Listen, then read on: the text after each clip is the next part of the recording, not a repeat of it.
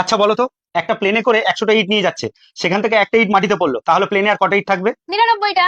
বাহ, দারুন দারুন, হেভি বুদ্ধি। আচ্ছা বলো তো, একটা হাতিকে ফ্রিজে বন্ধ করতে হবে, কি করে করবে?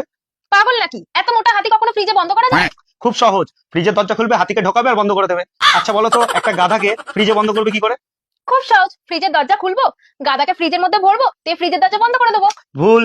প্রথমে হাতিটাকে বার করবে না, তারপর তো গাধাটাকে ঢোকাবে, তারপর তো ফ্রিজটা বন্ধ করবে। গেল মাথার বুদ্ধি শেষ।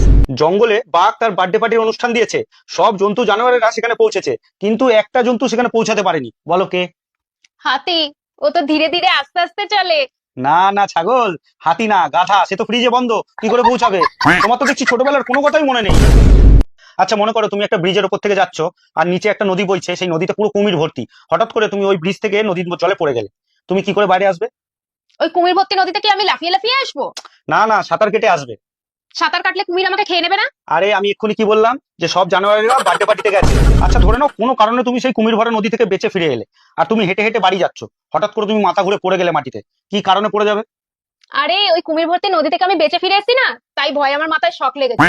ওরে না রে পাগলা, ভয় তোমার মাথায় শক লাগেনি, ওই প্লেন থেকে যে ইটটা পড়েছিল সেটা তোমার মাথায় পড়েছিল, সেই জন্য তোমার মাথাটা পুরো খারাপই হয়ে গেছে।